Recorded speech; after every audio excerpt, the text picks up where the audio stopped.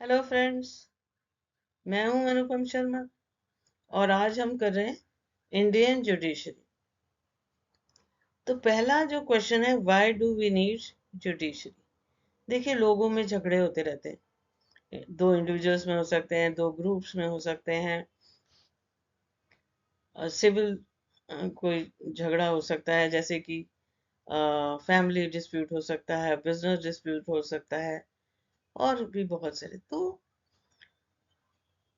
इन झगड़ों को सेटल कौन करे? अगर कोई ऑर्गेनाइजेशन नहीं होगी या कोई ऑर्गन गवर्नमेंट का नहीं होगा तो क्या होगा? रूल ऑफ जंगल हो जाएगा। क्योंकि कुछ लोग पावरफुल होंगे, वो कमजोर लोगों को दबा लेंगे, अपनी मनमानी करेंगे, मर्जी करेंगे, उनको एक्सप्लॉइट करेंगे। तो इस सब से बचने के लिए हमारे देश में तीन ऑर्गन्स में से एक जुडिशरी है। पहला लेजिस्लेचर है जो कानून बनाती है, दूसरा एग्जीक्यूटिव है जो कानूनों को लागू करती है, और जुडिशरी जो है हमारे जो इंडिविजुअल्स हैं या ग्रुप्स हैं या जितने भी डिस्प्यूट्स हैं उनको सेटल करती है। तो जुडिशरी क्या करती है? To settle disputes on the principle of rule of law. मतलब क्या है? जो भी डिस्प्यूट, चाहे दो इंडिविजुअल्स के बीच हो, चाहे वो ग्रुप्स के बीच में हो, वो इन डिस्प्यूट्स को सेटल करती है। कैसे करती है? On the principle of rule of law. इसका मतलब ये है कि जो भी हमारा लिखित कानून है, उसमें जो भी लॉ लिखित हैं, उसके अनुसार ही वो डिस्प्यूट्स को सेटल करती है। और कानून की नजर में सब समान है, चाहे अमीर गरीब हो, बहुत ऊंचे पद पर हो, चाहे किसी भी धर्म से संबंधित हो, स्त्री हो पुरुष हो, कोई भी हो, कानून सबके लिए समान है। एक जुर्म के लिए एक सजा मिलेगी, चाहे कोई भी हो।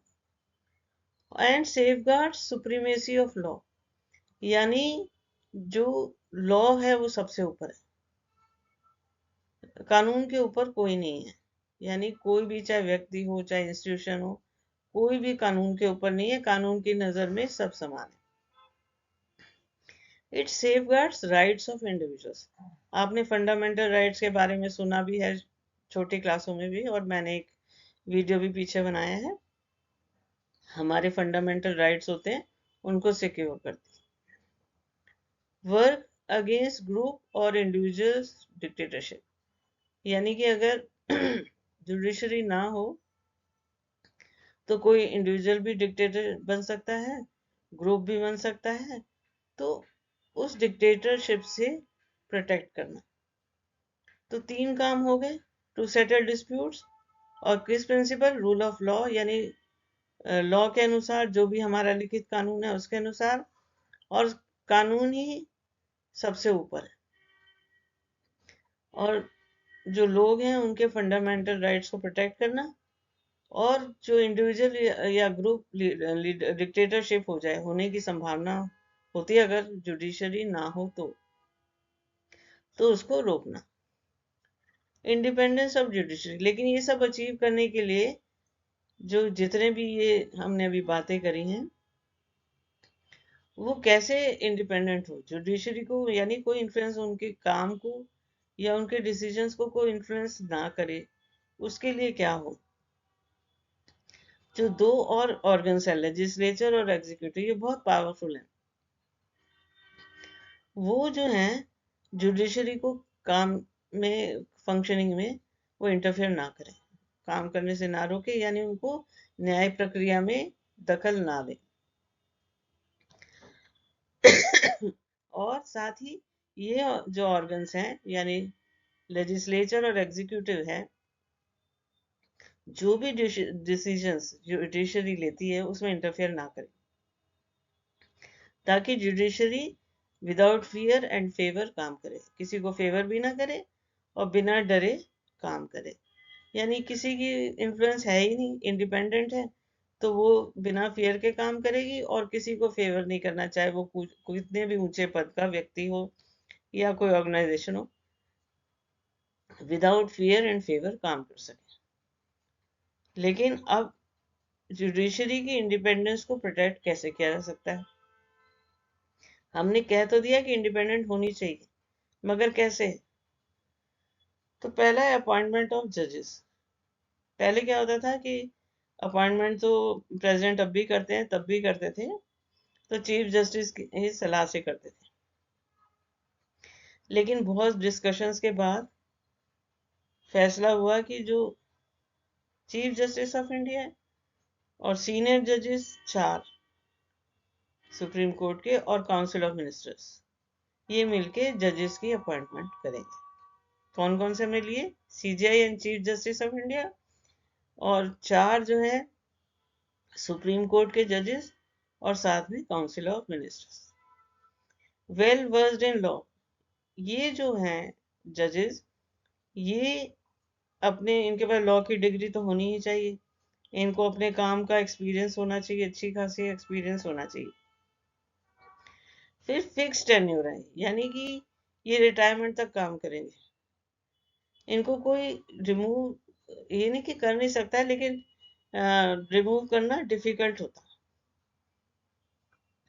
Not financially dependent on either legislature और एग्जीक्यूटिव। तो जो भी इनकी सैलरीज वगैरह है, ये लेजिस्लेचर और एग्जीक्यूटिव से नहीं होती।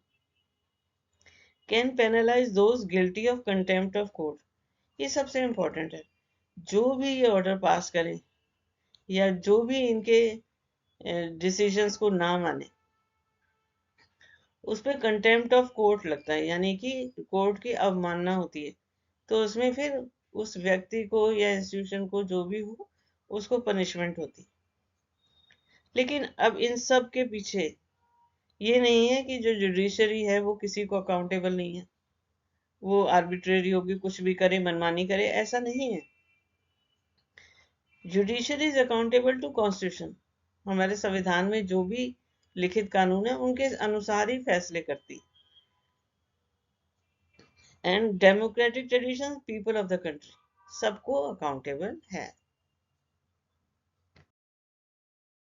अब है अपॉइंटमेंट ऑफ जजेस। तो चीफ जस्टिस की अपॉइंटमेंट जो होती है सीनियरिटी बेसिस पे होती है, लेकिन ऐसा नहीं हुआ 2 बार। 1973 में एन रे ने 3 जजेस को सुपरसीड किया। 1975 में एम.एच. बेग ने जस्टिस खन्ना को सुपरसीड किया। अब जो जजेस की अपॉइंटमेंट होती है वो कौन करता है? Chief justice of India, council of ministers and governors. कौन कौन करता है? Appointed by chief justice of India, council of ministers and governors. Chief Justice of Supreme Court and Council of Ministers play important role in appointment of judges. तो कौन है? Chief justice of supreme court and council of ministers. अब काफी discussions के बाद फैसला थोड़ा सा बदला। अब chief justice and 4 senior most जजेस play crucial role in appointment of जजेस। इनका इन्फ्लुएंस अब ज्यादा हो गया। जजेस का अपॉइंटमेंट तो प्रेसिडेंट ही करते हैं, लेकिन चीफ जस्टिस और 4 सीनियर मोस्ट जजेस और काउंसिल ऑफ मिनिस्टर्स, लेकिन चीफ जस्टिस और 4 सीनियर मोस्ट जजेस का इन्फ्लुएंस जजेस की अपॉइंटमेंट में, जो हाई कोर्ट के और सुप्रीम कोर्ट के होते हैं, उनमें इंपॉर्टेंट रोल होता है। अब हम बात करते हैं रिमूवल ऑफ जजेस। जजेस can be removed on the basis of misbehaviour and incapacity. या तो मिसबिहेवियर पे रिमूव किए जा सकते हैं या इनकैपेसिटी पे। Must be approved by special majority of parliament, requires 2/3 majority among the members present and voting। ध्यान देना है, प्रेजेंट एंड वोटिंग। जब ये मोशन चल रहा हो तो जो प्रेजेंट होंगे और जो वोट कर रहे हैं उनकी 2/3 मेजोरिटी चाहिए। अब case of unsuccessful attempt to remove a जज, इसके बारे में हम शॉर्ट में बात करेंगे। 1991 में जस्टिस वी रामास्वामी, जो पंजाब और हरियाणा के चीफ जस्टिस थे, उनको अपने पद का दुरुपयोग करने और पब्लिक फंड्स का मिसयूज करने का दोषी पाया गया। पार्लियामेंट के दोनों हाउसेस में 2/3 मेजोरिटी से जो प्रेजेंट थे और वोट कर रहे थे, पास हुआ। परंतु इस मोशन को half strength of total members का सपोर्ट नहीं मिला, इसलिए रामास्वामी का रिमूवल नहीं हुआ। अब हम बात करेंगे स्ट्रक्चर ऑफ जुडिशरी की। तो ये पिरामिड लाइक स्ट्रक्चर है इंडिया में, और अब हम पहले इसको नीचे से स्टार्ट करते हैं। सबसे नीचे सबऑर्डिनेट कोर्ट्स होते हैं और ये सिविल और क्रिमिनल मैटर्स को डील करते हैं। मान लीजिए कि कोई ऐसा केस आया, मान लीजिए सिविल आया है, फैमिली डिस्प्यूट है कोई, और जो भी ये फैसला देते हैं इससे वो फैमिली संतुष्ट नहीं है, तब वो डिस्ट्रिक्ट कोर्ट जा सकते हैं। अगर डिस्ट्रिक्ट कोर्ट के फैसले से भी वो संतुष्ट नहीं है तो वो हाई कोर्ट जाएंगे और फिर सुप्रीम कोर्ट में जाएंगे। अगर सुप्रीम कोर्ट का जो फैसला है वो सबको मंजूर करना ही पड़ता है, इस पे डिस्प्यूट नहीं है, तो ये सबको मानना होगा। तो सबसे पहले सबऑर्डिनेट कोर्ट, फिर डिस्ट्रिक्ट कोर्ट, हाई कोर्ट और सुप्रीम कोर्ट केसेस ऐसे जाते हैं। सिर्फ फंडामेंटल जो राइट्स होते हैं उसके लिए आप सीधे हाई कोर्ट भी जा सकते हैं और सुप्रीम कोर्ट जा सकते हैं। लेकिन जो आम है फंडामेंटल राइट्स के अलावा और जो भी मामले हैं वो सीधे हाई कोर्ट या सुप्रीम कोर्ट में नहीं जा सकते। अब हम लेते हैं यहाँ से सुप्रीम कोर्ट, हाईएस्ट कोर्ट है इंडिया का। इंडिया में सिर्फ एक ही सुप्रीम कोर्ट है। अब क्या है, its decision are binding on all courts. तो ये जो भी फैसला लेंगे वो सब कोर्ट्स पे और इंडिविजुअल पे, किसी पे भी, सब पे बाइंडिंग है। कोई इसको इस अगेंस्ट नहीं जा सकता। कैन ट्रांसफर जजेस of high court, can move cases from any court to itself. अगर उन्हें लगे कि ये कोर्ट में सही नहीं काम हो रहा हाई कोर्ट में, तो वो ये अपने पास केस लेके आ सकते हैं। Can transfer cases from high court, one high court to another. एक हाई कोर्ट से दूसरे हाई कोर्ट में भी केस को ट्रांसफर कर सकते हैं। देन हाई कोर्ट ये भी जो लोअर कोर्ट से अपील आती है उसको सुनते हैं। Can issue writ for restoring of fundamental rights.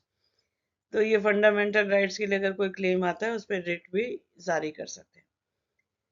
Can deal with cases with in jurisdiction of state. जो स्टेट से आते हैं केसेस उनको डील करते हैं और लोअर कोर्ट्स को कंट्रोल करते हैं। डिस्ट्रिक्ट कोर्ट है, वो डिस्ट्रिक्ट से जो आएगा केस वो लेते हैं। लोअर कोर्ट से केस को भी लेते हैं और सीरियस क्रिमिनल केसेस पे भी फैसले लेते हैं। सबऑर्डिनेट कोर्ट है, सिविल और क्रिमिनल दोनों मैटर्स को लेते हैं।